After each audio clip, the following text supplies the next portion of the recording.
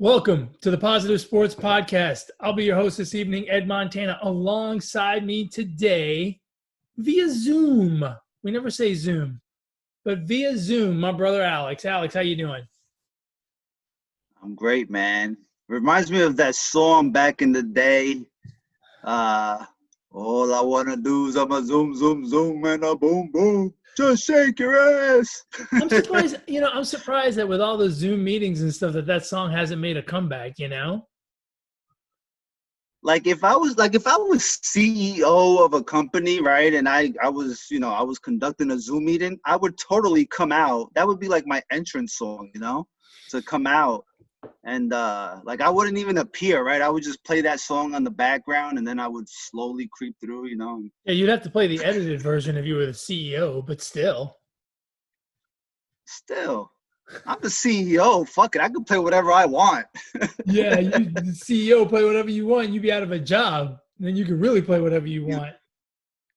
You're the CEO. We'll see you later. Exactly.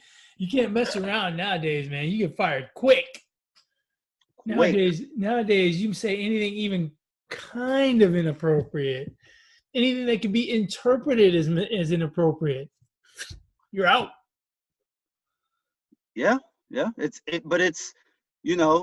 happens at the workplace for the average Joes like myself, and it happens in sports, right? Where now you have to be very, careful how you say it or what you say, and I guess it's just part of how things change in the world, right? That's just how it is now. Gotta watch what you say.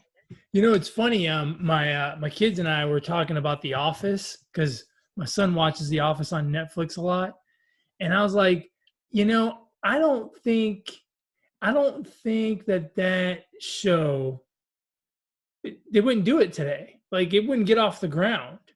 People would still, if it made it on TV, people would enjoy the hell out of it, right? Because it's got a little bit of South Park type of feel to it, right? Like that kind of abrasive, unruly type of thing. But no executive would greenlight that now. They'd be afraid of getting canceled. So there's no way. It would never make it. It would never make it. And that show, if you stop and think about it, is not that old, right? It just went off the air in I think 2012. So it's only 8 years ago. And that's how much we've changed in 8 years. Yeah. Crazy. Anyway, enough of that crazy talk. Let's talk about sports. Let's talk about some football. Week 16 is in the books. We're doing this on Tuesday as opposed to Monday like we normally do, but, life happens. So week 16 is in the books. We are 1 week away from the playoffs. Most things, I think, are kind of taken care of, right? I feel confident saying that. Obviously, there's still some moving pieces on what's going to happen, but let's go ahead and start in the AFC, where we'll start at the top. The Chiefs won a ridiculously close game with the Falcons, which I can't believe I'm even saying that, but somehow the Falcons in Kansas City played a really close game with the defending Super Bowl champs. But in the end, all of that talent that Kansas City has won out, and they ended up winning 17-14, I think it was. It was a real nail-biter. And now they own the best record in the AFC. So if you want to get to the Super Bowl, you're going to have to go through Kansas City at some point. It's just that simple. I hate to say this, but is Kansas City a lock to win the AFC? No. I love saying that to you. No. I know how much you hate the word lock. No, I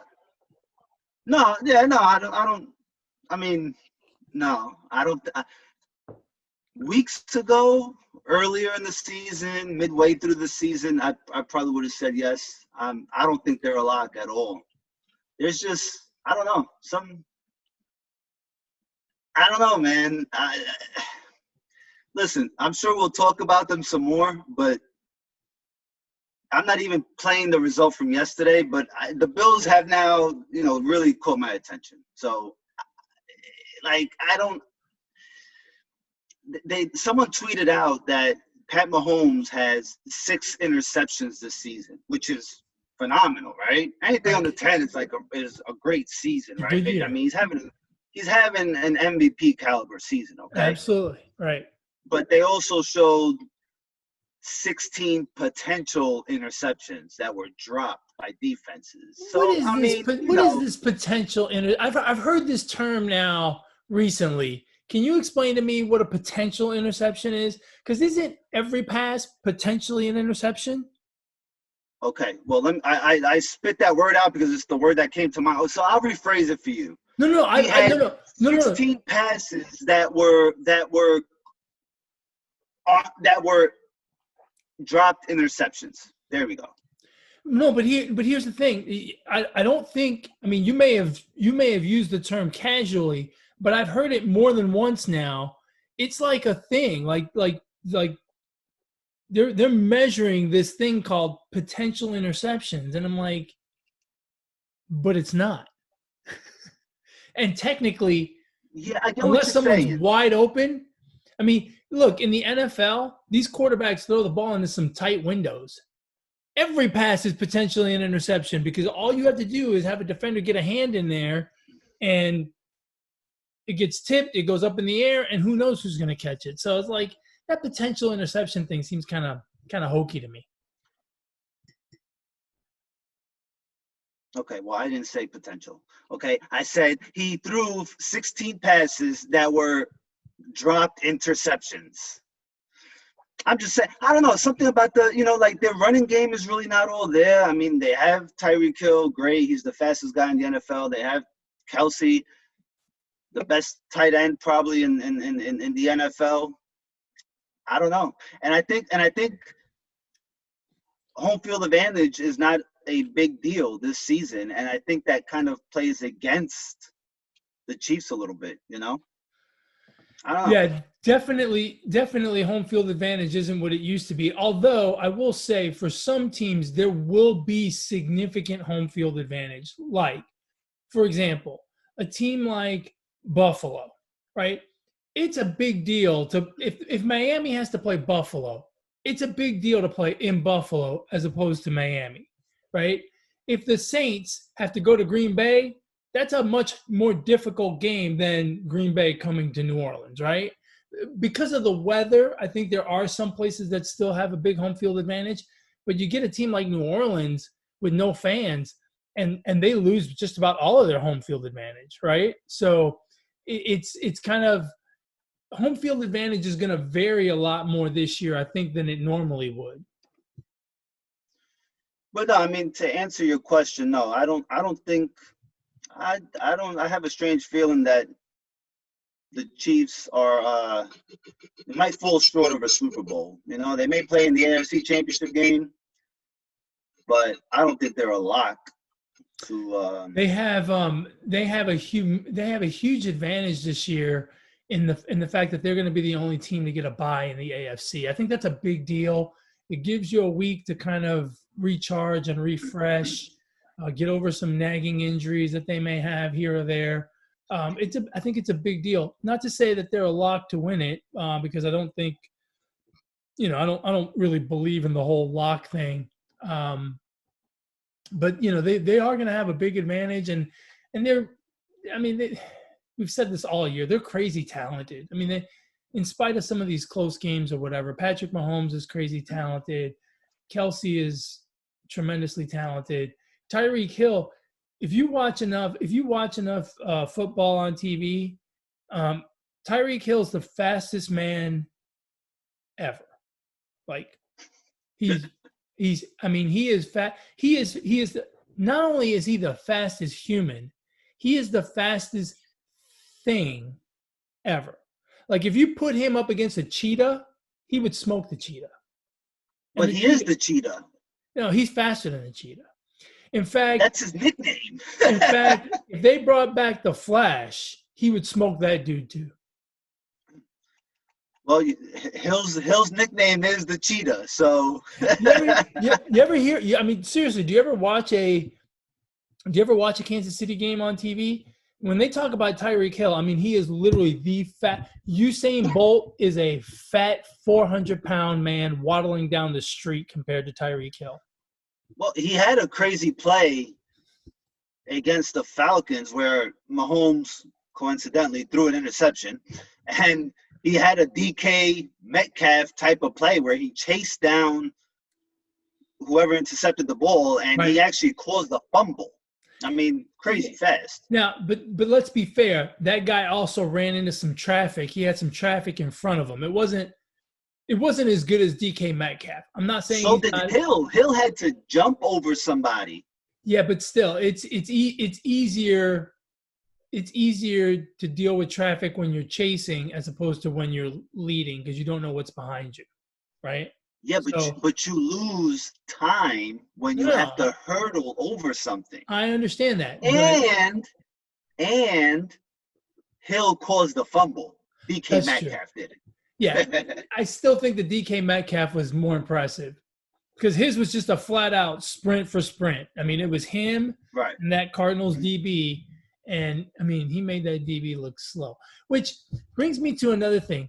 When Seattle plays Arizona, do they not put DK Metcalf against that corner every time and just run a fly route? Right? And have Russell Wilson throw it as far as he can? Might as well. Because first of all, DK Metcalf is bigger. Second of all, you now know for sure that he's faster. That or the Chiefs or the Seahawks can put Hill or Metcalf on the kickoff. I mean, they'll get there before the ball hits the returner. There you go. Right? You know what would be really cool? It would be really cool if Kansas City and Seattle made it to the Super Bowl and the coaches both said, fuck it. There's no one on our team fast enough to cover DK Metcalf, so Tyreek Hill is going to play defense and offense. And then, have Pete Carroll say, well, fuck it. There's no one on our team as fast as Tyreek Hill. DK Metcalf is going to have to play offense and defense. And they went at it every single play. That would be great. I'll take that. I think that would be must-watch TV. Yeah, and then inevitably, unless they absolutely had zero catches, that one of them would be the MVP, whichever one won. So look, the Chiefs, I'm looking at their schedule and the scores, and I got to say, they've been in some really fucking close games. Yeah. Beat the Chargers by 3, beat the Raiders, lost to the Raiders by 8, beat the Bills by 9, beat the Panthers by 2, beat the Raiders by 4, beat the Bucks by 3, beat the Broncos by 6, Dolphins by 6, Saints by 3. I mean, fuck. A 14-1 record, and considering all that firepower that the Chiefs have, I would imagine one would think that they would be blowing teams out. Yeah, they really don't have a lot of blowouts. I mean, they have a couple, but they've got a lot of – they're against the Jets and the Broncos. They've got a lot of 14, 16-point wins. It's kind of weird. But – Yeah. Whatever. Hey, going down the – do you think it goes through them? I'm sorry? No, go ahead. Going down the AFC, the Bills took care of business and looked incredibly impressive against the Patriots. The Bills are one of those teams that I think could knock off the Chiefs. They did play earlier this year, right? Am I right about that? Or am I missing something? Yeah. And the Chiefs won in Buffalo. But those regular season games are not always super indicative of how it would go a second time around. Once you've been on the field with a team once, it feels a little different. The Bills took care of business. They've clinched up the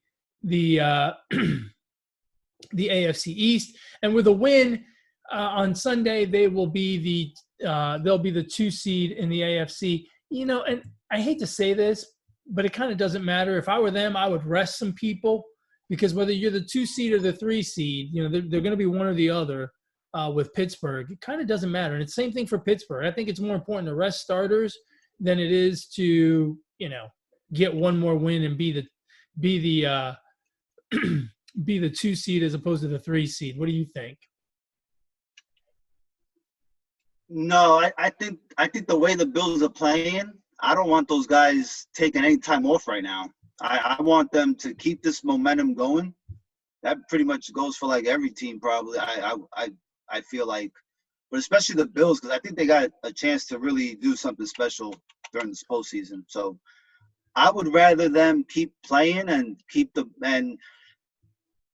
I mean, look, as of now, they would have to play I don't care who they have to play. See, that's what I'm saying. Yeah, no, I think they should all play. See that, and that's what I'm saying. It doesn't matter. I don't look unless you have to play Tennessee or maybe Baltimore. I really don't. I wouldn't care. If I was the Bills, I wouldn't care. And quite frankly, if I was the Steelers, I wouldn't care either. And it's hard to do that jockeying for a position, right? Because you don't know. Look, you've got Tennessee, Miami, Baltimore, Cleveland, and Indianapolis all at 10-5. One of those teams will not make the playoffs. And then how it ends up seeded between the 4 of them, I mean, the only thing we know for sure is if Tennessee wins, they're going to be the 4 seed. So, it'll be pretty clear for Buffalo or Pittsburgh that they're likely not going to play them. So they would have to play somewhere between Miami, Baltimore, and Cleveland. There's no telling. I think it's better to rest guys, and it's better to, take it easy going into the last week of the season, going into the playoffs, and just let it shake out however it shakes out below you. That's just my opinion. Right? Well, I think the Steelers have that same mentality as you do because they're resting Big Ben. And I think part of the reason is because they don't want to have to face the Ravens in the first round. Well, so I think they did themselves a favor by losing, and if they stay the 3 seed, I think that's a huge win for Pittsburgh. And here's the other thing, and it may be it may have to go on a team by team basis, right? Like Pittsburgh, Big Ben's a little bit older, might be better to rest him. Buffalo, you got Josh Allen, young guy who's in a rhythm. You want to kind of keep him going. Maybe you keep him in, right? So I think that plays into it as well. And actually, my bad. The Steelers would play the Ravens right now, right? Right. So, but I'm telling you, man, that's a matchup that the Steelers don't want to see in the first round. That's not going to go well. Quite frankly, I don't think anyone wants to see the Ravens or the Titans. I think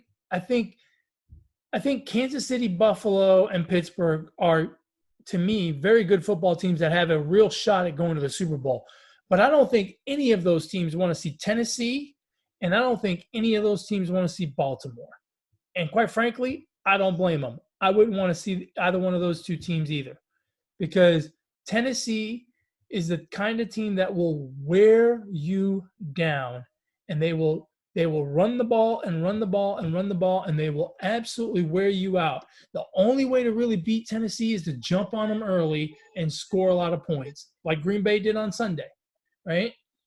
But if you don't get to scoring right away, man, you're in for a long football game with them. And Baltimore, if you think about it, at 10-5, really an exceptional season when you consider the COVID problem that they had for about 4 weeks in there, where they were guys dropping like flies left and right. Even Lamar Jackson, their schedule really got messed up for a while. So I think the Ravens are a real problem. I can't believe I'm going to say this. I think they're actually better than 10-5. If they hadn't had that COVID problem, maybe they're at 12-3 right now and not 10-5, and it's a different story. So it's I'm not exactly sold on the Ravens. I mean, I don't know. We've seen what Lamar Jackson did last year in the playoffs. I mean, they got fucking blown out by the Titans. So I don't know. Yeah, that remains to be seen. He's very good. Hard to defend him, but I haven't seen a good playoff performance from him yet. So I don't know. But if all I'm saying is the Ravens and Steelers, not good for the Steelers, I think. Anybody else, I think, could beat the Ravens. That would be a hell of a matchup. Now we got to talk a little bit about these teams that are, not quite in. Tennessee plays against the Texans, I believe. Is that right? Yeah.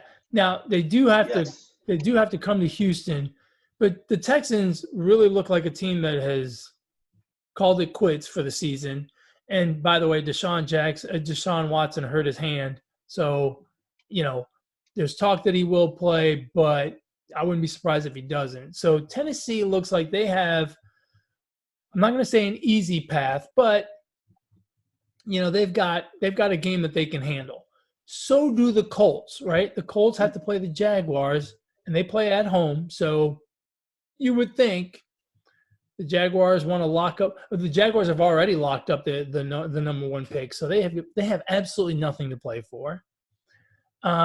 The Dolphins have the Bills, and I think that is probably that's the real key game to me, because that one and the Steelers and Browns.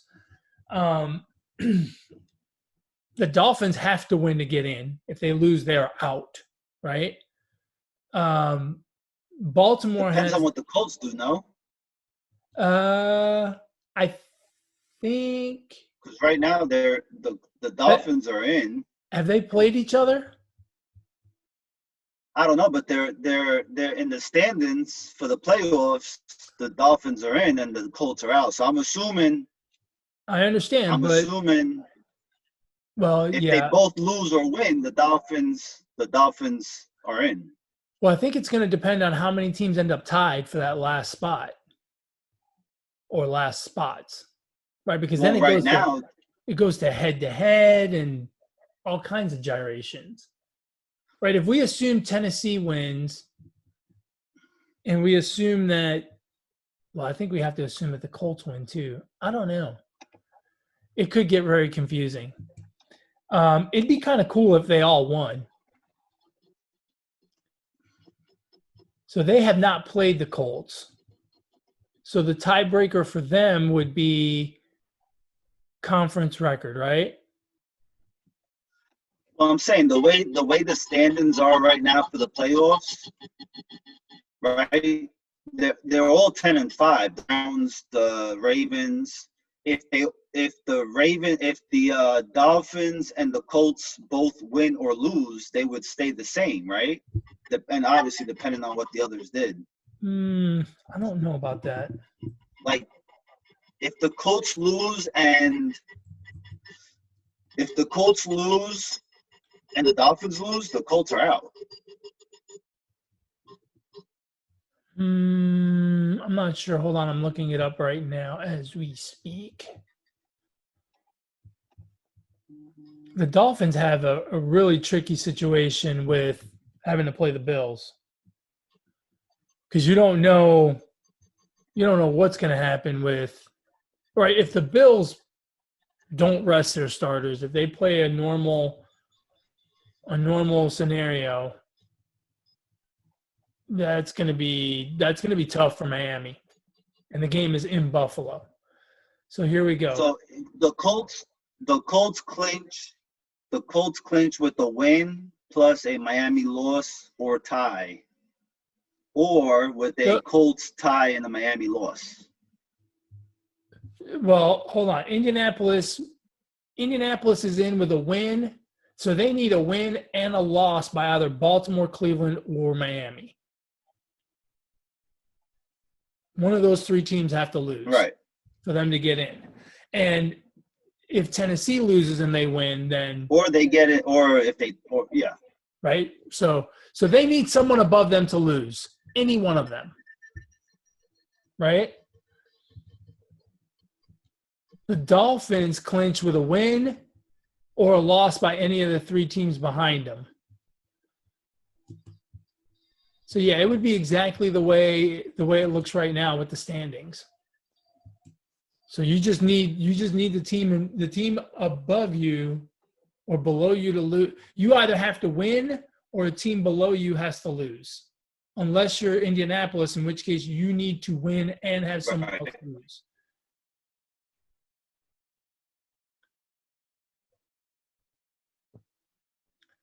It gets interesting. It gets real interesting for the Browns and the Dolphins because they obviously have tougher matchups against teams that have already clinched their spot. And it's just a matter of, whether they play their starters or not. Do you think Miami gets it done? And I think the Colts have a tough matchup too. Huh? The Colts play the Jaguars. Yeah, but see, the Jaguars already have that number 1 pick. So the coach is playing for his life, and some of the players are probably playing to stay on the team. So they may get a Jaguars team that, is willing to, play Grinch maybe. Who knows? Yeah, this is true. I think the real tough games are for Cleveland and Pittsburgh. And I think Cleveland, I think Cleveland's got a bit of a COVID issue, which may be a problem playing against the Steelers. The only good thing for them is that it's in Cleveland and Pittsburgh is going to rest Big Ben. And, you would think they would win that game, but, you would have thought they won the game last week against the Jets. If the season was 26 games instead of 16, I think the Jets could make the playoffs. You know what? I can't wait to see Myles Garrett sack Mason Rudolph. That's right. Great. Mason Rudolph's going to be like, damn, I finally get to start a game, and it's going to be against Cleveland. I'm going to get knocked Mike on. Tomlin did that shit on purpose. Huh? I said Mike Tomlin did that shit on purpose. Maybe so. So if you had to guess right now, who's on the outside looking in? Exactly how it is right now. I think the Colts get left out. I disagree with you. I think the Dolphins are going to lose, and the Dolphins are going to be left out. That could be. Could happen. Although I'm a little bit – I think the Colts are going to win easy, and I wonder if Miami will win against Buffalo in Buffalo. And I also do worry a little bit about Cleveland because, again, I think they have a bit of a COVID issue, and it's just – I don't know. It just makes me – if I was a Cleveland fan, I'd be very nervous in spite of the fact that I won't see Big Ben. Yeah. Let's go ahead. What if Tennessee ends up losing? Oh my and God. Everybody else wins? And Tennessee ends up out. Oh my goodness. You know what's really sad is if all 5 of those teams win, there's going to be a team with 11 wins that does not make the playoffs. Yeah. That's heartbreaking. You won 11 games, yeah. and then you look over at the NFC East, and you could potentially have a team with 6 wins make it. Right? Right. Yeah. Could there be anything more painful than that? Yeah, that's nuts. Speaking of the NFC, so Green Bay sits atop the NFC at 12-3. Really played an excellent game against the Titans. And again, that's what you have to do to Tennessee. You have to jump on that team early because if not, it gets real tough real fast. So they quote unquote did the right thing and took care of Tennessee in the snow. They unless Seattle wins and they lose next week, they will be the number 1 seed and they will get the bye. And they're playing the Bears at Soldier Field in Chicago. Now, mind you, the Bears are in a dogfight for a playoff spot. So that's not going to be a gimme game for them. And the Seahawks have to play the 49ers, who are no longer in the playoff hunt. But those games are not easy in general between the between the Seahawks and the Niners. And quite frankly, Seattle seems to have a habit of making close games out of everything. So who gets the 1 seed? I mean, I would imagine the Packers beat the Bears, but I mean, I don't know. I guess the Packers. I don't know. The Bears have been fucking playing good lately. They have. They lost Bears have been playing good lately. They lost 6 in a row, and now they've won 2 in a row, and they've looked good doing it. I mean, granted it was against the Jaguars this past week, but look, they took care of business. They did what they were supposed to do, and they get to play this game at home. I wouldn't be surprised to see the Bears win this game. So I worry about the Packers hold on that top spot. Yeah, now that I think about it, I don't think Aaron Rodgers is going to – I think Aaron Rodgers is going to stick it to Chicago and probably beat them. Yeah, I could see that happening. And the Cardinals play who? The 49ers? The Seahawks play the 49ers in Arizona. So it's not a home game. The Cardinals play the Rams. Yes. And now the Rams are the, right now they would be the 1, 2, 3, 4, 5, 6 seed, right? Because Tampa Bay would be the 5, the top non-division winner. And the Rams look like they're in, right, at 9-6. Obviously a win or a tie over Arizona clinches that spot for them. But if they lose, they drop out. And here's the problem for the Rams. The Rams have an offense that has not been very good all year. It's been okay. They've basically lived and died by their defense. And now Jared Goff had surgery, likely not going to play this week. So, this could be a really tough game. The only thing that saves them, or the only help that they have, is that it is in California, in their new stadium. So we'll see. But man, it's looking real dicey for the Rams right now. Yeah, I mean, I don't know. I'm going to say that Trubisky is still Trubisky. The Bears are still the Bears, and it was a nice little run, but I think they're still going to come up short. It's really hard to forget about the fact that this football team lost 6 games in a row, right? It's hard to imagine them winning one game against a good football team like the Packers to get into the playoffs when in the back of your mind, they lost 6 in a row. Yeah. Yeah. And then we get to everybody's favorite division, the NFC East. I'm really hoping that the Eagles and the Giants win so that every team has 6 wins or less, and a 6-10 team makes the playoffs. Look, I like the Sunday night game. I wish that this was at the same time. I wish they didn't have it this week. I wish they were playing at the same time. So you have the Cowboys in New York to play the Giants, and that's early. That's at noon. And whichever one of those teams wins then gets to go home and watch the Redskins play against the Eagles in Philadelphia and become the biggest Eagle fans ever. Yeah.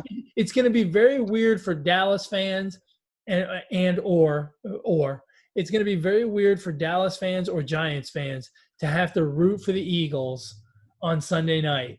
But that's what's going to happen. How do you think? I kind of like the way they did it. How do you think those 2 games play out? Man, I don't know. See, again, these are division games, man. Like, anything can happen. I will say this though, I don't trust the Giants to put up a lot of points like the Cowboys have potential to do.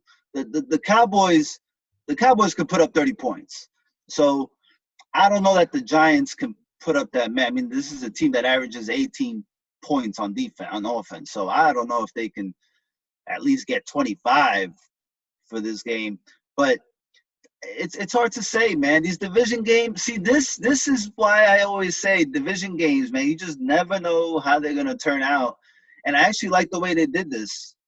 I like it's suspense. It keeps the football fan engaged all the way to 10 o'clock at night. I mean, it's pretty good, I think. I like that they didn't do them. Me being a Giants fan, I like that they didn't do it. They're not playing all at the same time. So whether it was a 1 o'clock game and a 4 o'clock game, 1 o'clock, 8 o'clock game, whatever, I like it like this. So I'm cool with that. To me, the more interesting game of the two is that Dallas-New York game, because you're right. The Giants do not have a potent offense, but Dallas has shown that they have a terrible defense. So which one's going to come and break the other, right? Is Dallas going to finally give up less than 30 points a game and hold the Giants to their usual 18 to 20? Or are the Giants going to explode and come through with 30, 31 points? And then on the other side, sure, Dallas can put up points, but if the Giants jump out to an early lead, and Dallas has to throw the football, you're putting, if you're a Dallas fan, you're putting all of your faith on the arm of Andy Dalton. And I'm not saying Andy Dalton's not a bad thing. He's not bad, but he's not great either. I mean, he's shaky. I watched the game last week against the Eagles, and you want to talk about potential interceptions? He threw a lot of potential interceptions. I mean, there were a lot of bad passes in there. And so it's going to be very interesting to see that game and how it plays out. And really the part that I'm going to be most interested in, the Giants on offense against the Dallas defense. Who is going to outdo themselves, so to speak? Is the Dallas defense finally going to put up a game where they hold an opponent to 20 points, or are the Giants finally going to put up 30-something points to win a football game? I think that one's going to be the interesting one. And then in the nightcap, the Eagles, you would think that this would be relatively easy for Washington, except for two things. One, the Eagles are still working out Jalen Hurts, trying to figure out what they have with him. They like him. It's going to be good experience for him. So it's going to have a playoff atmosphere. And I think the Eagles are going to come to play. The problem for the Eagles is lots of injuries. So, they're playing shorthanded. That was part of their problem against Dallas over this past weekend. And then on the Washington side of the ball, they released Dwayne Haskins, which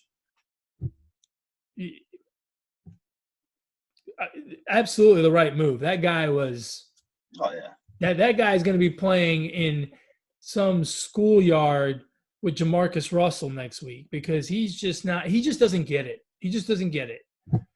And so they've got quarterback issues. Alex Smith may not be healthy, so they may be going down to their third-string quarterback. I mean, it's a real issue for them offensively. And then, defensively they're pretty good, but Jalen Hurts is pretty good too. So the NFC East is going to be the most interesting thing to watch this weekend. Oh yeah, absolutely. With a bunch of 6-9 and 5-10 and 4-10-1 teams. At this point, bro, records do not matter. It is win and in or win. Even for the teams in the AFC, records don't matter at this point. Like for Miami, but the Titans, records doesn't matter. You have to win. Plain and simple. This is the start of the playoffs, week 17. I'll say this: there'll be some teams that we probably think won't win or shouldn't win, but we got to understand there's players that are playing for a job next season or looking to get signed next season. So we'll see some of their best. I mean, I don't know which ones. I don't know for what team. So that's what makes the NFL so great and so interesting. And any given Sunday, It's really interesting that in the AFC, we're going to have teams with great records, and one of them is not going to get in. And in the NFC, we're going to have three teams with terrible records playing for a chance to get in. It's the NFL at its best. Hey, I saw a Twitter poll yesterday, I think it was, or maybe it was this morning, and I'm going to put the question to you: which is the best team with a losing record? Out of all the teams? All of the NFL. All of the NFL. So you got the Raiders, the Patriots, Chargers, Broncos, Bengals, Texans, Jets, and Jaguars in the AFC. And you have Washington, Dallas, Minnesota, San Francisco, Detroit, the Giants, Panthers, Eagles, and Falcons in the NFC. Who is the best team with a losing record? I'll let you pick two. The best team with the losing record. Shit. I thought this was. I don't know, man. That's tough. This is the easiest answer ever, Alex. Listen to me. It's the Washington football team. They're the only ones that control their own destiny for a shot at the Super Bowl.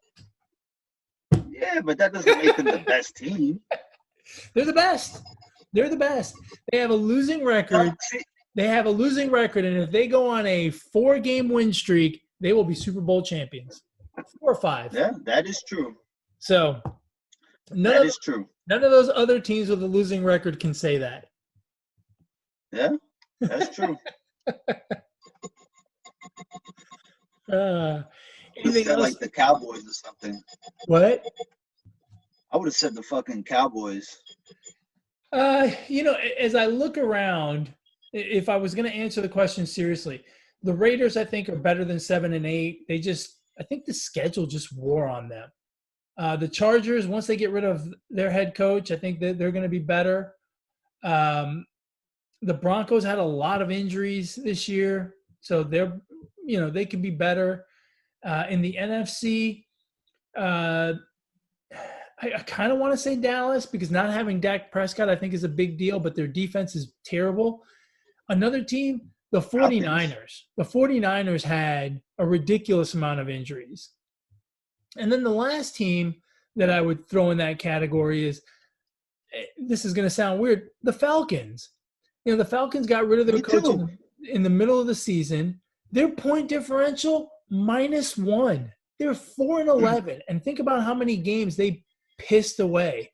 If they could find a way to not blow games when they get a lead, and with a good coach this coming year, I mean, they could be a good team. So, and the Eagles too. The Eagles had a ton of injuries. Jalen Hurts looks good going forward. I mean, there's a lot of positives out there, even for teams that have losing records. Yeah, I would have said the Falcons too. Yeah. Except for the Jets. The Jets are a mess. Did they fire Gase, or did they say they are going to fire Gase? No, but I expect him to be a Monday morning casualty next week. Monday. I thought I read that they said they were going to fire him after the season. Like it's already decided. I had not heard that. Okay. Who do you think gets fired? Throw a couple of names out there. Now, the Texans and the Falcons have already fired their coach, so you can't say them. But who do you think loses their job? And let's start with the AFC. Let's see. Who's in the AFC? Well, I mean, Gase should get fired.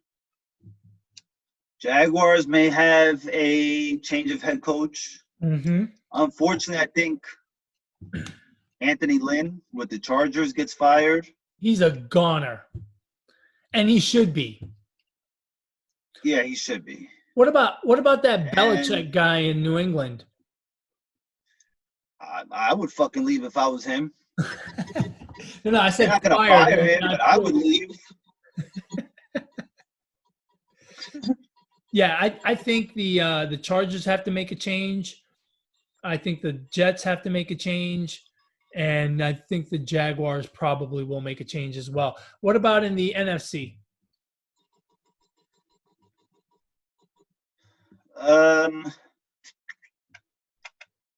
Well, I mean, the Lions already fired their coach, right? Yeah. I was just going to say the Lions have also already fired their coach.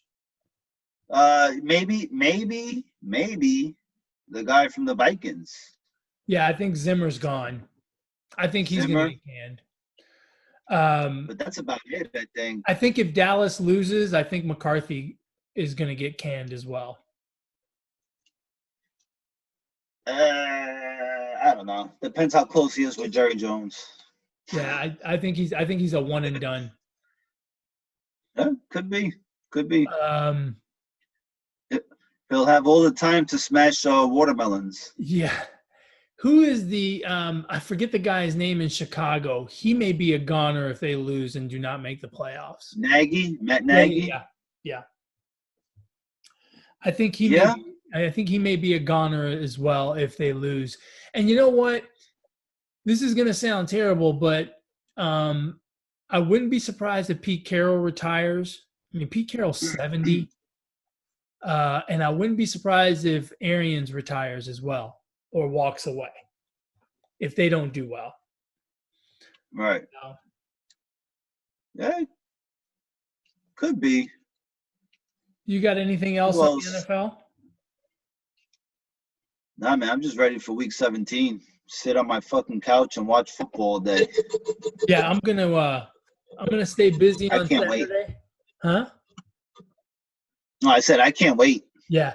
I'm gonna stay busy on Saturday and take care of whatever I have to take care of. But yeah, come Sunday at noon, I am parking myself on that couch and I'm not moving until 10 o'clock at night. It's gonna be a good day. Yeah, definitely.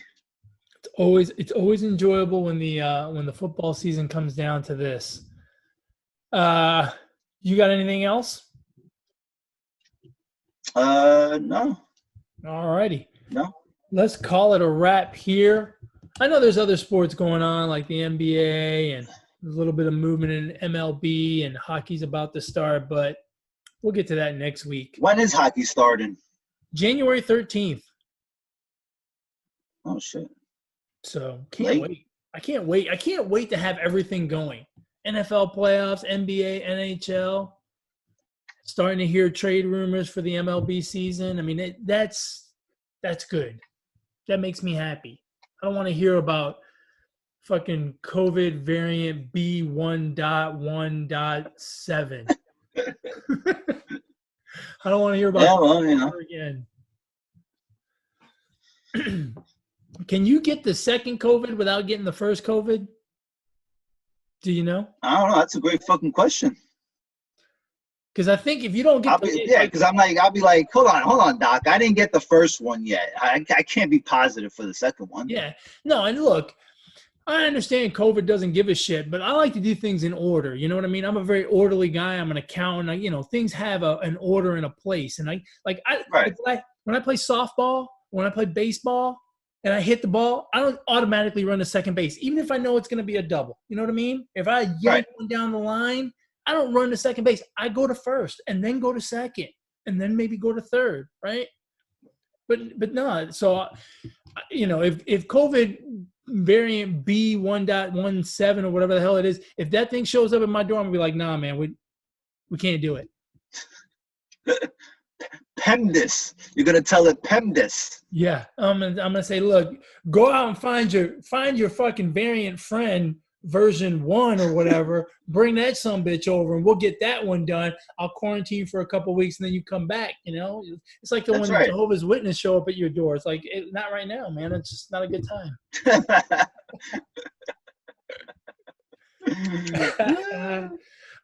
That's good. Oh no. You're making me call. Oh shit! Variant 1B has struck. Maybe that variant 1 is already walking around this house. All righty, folks. As always, thank you very much for your patronage, for listening and watching the show. You can catch us on YouTube, Podbean, Google Play, iTunes, whatever podcast platform you choose. If you want to contact the show, you can email the show, positivesports10@gmail.com, positivesports10@gmail.com. If you want to get a hold of my brother, Alex, how do they do that? On Twitter at Brooklyn Gaucho 1. Now, when you go to Brooklyn Gaucho 1 and you look at that timeline, you're going to see a lot of picks. Don't take any of them. You will lose whatever money you put on it. I've done pretty well in football this season, so have you? I think so. I mean, I would say so. I see your stuff, but I don't track it, so I don't know. I don't bet that much. So I do follow a lot of gambling Twitter. I think it's hilarious, and I actually enjoy like seeing that stuff pop up on my timeline and all the crazy picks and all this other stuff. I enjoy it far more than I bet because I don't bet very much. But anyway, if you follow me, no. Go ahead. Oh, no, go. If you want to follow me, you can follow me on Twitter at eMontana21. Go ahead, say what you were going to say. I hate that I cut you off. Oh no, it's like a lag, but I don't know. I forgot, bro. Yeah, I think you have COVID of the brain. That's very possible. I might have had it my whole lifetime. All righty, man. Well, hey, as always, thank you very much for listening. I hope you enjoyed the show today. And as always, folks, ignore the negativity. Be the positivity. Peace.